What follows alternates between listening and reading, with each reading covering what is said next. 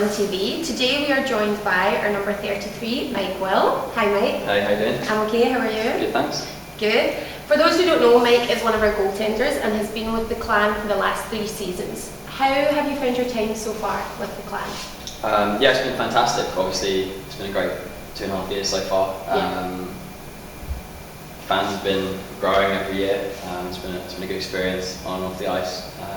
And yeah, it's been fun. It's been a good group of guys over the year. We've had some interesting characters in, so it's been a lot of fun.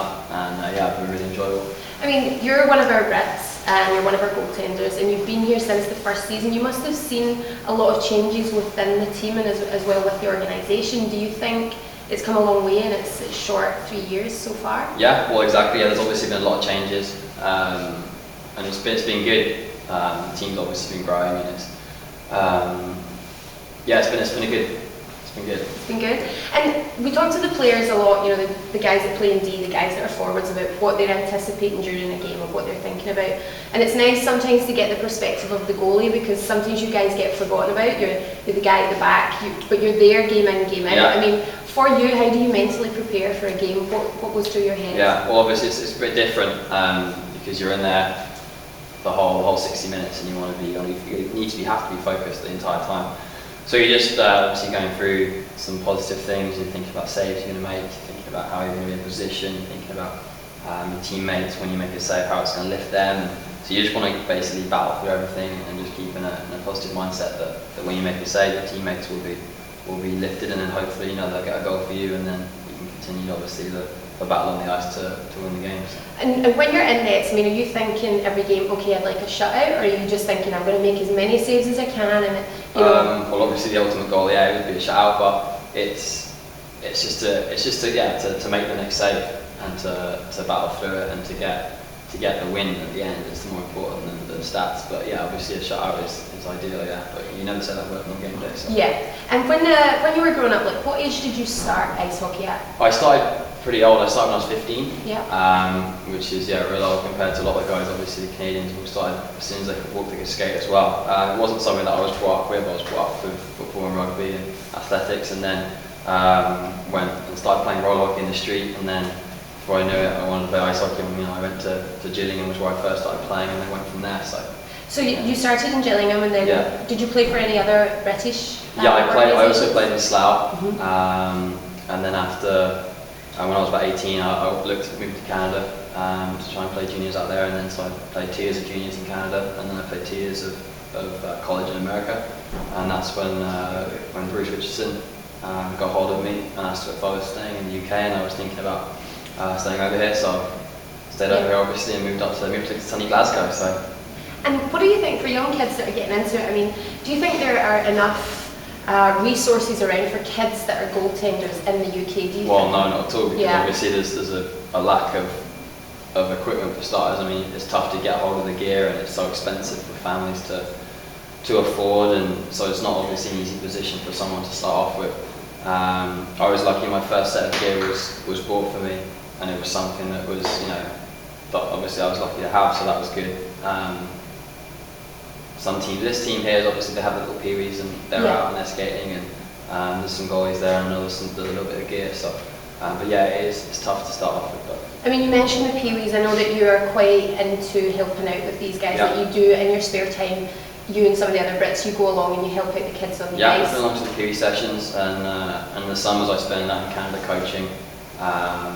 And I always did that a lot when I was in England as well. At college I used to coach a lot of basketball and other sports. Yeah. So, obviously coaching is something that I'm interested in and have a lot of fun with it, and enjoy helping the kids out and trying to do it. Because obviously when you're growing up and you have someone else that's a figure of importance, if you can interact with them and give them some positive outlook on sports, and hopefully you can help someone, some kids with their upbringing. Sure. So. As well as that, for those who don't know, Mike is also the community officer for the clan. You've been actively doing that role now for 2 seasons. Yeah. Why don't you tell people a little bit about what you do with the community project? Sure. Well, we basically go in, we talk to the kids about the clan, introduce ourselves, run through some basics about the league, run through some basics about ourselves, a little player profile, so the kids get to know a bit more about who we are as players, what we've played, Yeah. and that kind of stuff. And then we go through some of the rules, some of the basic rules for the kids that haven't been to the games, and also for the ones that have, for them to then, some of them don't even know some of the rules, so then it's good for them to learn that. Then we get some of the gear, and we get a volunteer up and dress them up in the equipment, which they always love. It always gets a good laugh. And then we just take questions. So do they ever comment on the smell of the gear? Yeah, pretty they often do. Yeah, kids often say it smells, but. I mean, it's good. Like, so far this season, we've been full with the community project. Like, so we go into schools, we go into junior setups. We've got one today as well, and you know, it's different guys that go along, so that everyone gets a different perspective. But obviously, for the next half of the season, from January to March, we've still got a few spare slots. So if anyone wants to get involved, all they have to do is email yourself, and it's community@greyheadclan.com. Yeah, indeed. As long as it fits in with the schedule, we're more than happy to make visits to youth groups, schools, etc.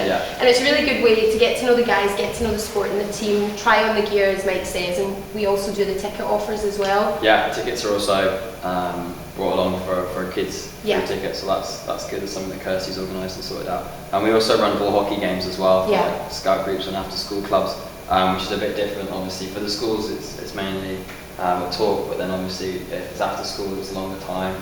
There's obviously more, the leaders there have more time for you to interact with kids, so we get some games going, and which is often, you know, they obviously love that, and so. It's good. You had a good couple of games, well you had a good game on Sunday, and our practice has been going well, so how do you feel for the second half of the season? Do you think the clan are going to break this injury issue and you don't get up well there? Exactly, obviously it's got to turn around, which it will, and it's going to turn around quickly. It's just one of those things, you have to battle for adversity, and that happens every season at some point to every team. And if it doesn't, then you'll see those teams don't make it very far after the postseason. And if it happens mid-season, that's good because you've battled through it, and then you can get on an upward positive way forwards towards towards the second half of the season. Once you break into that and break out of it, you're then on smooth sailing. So.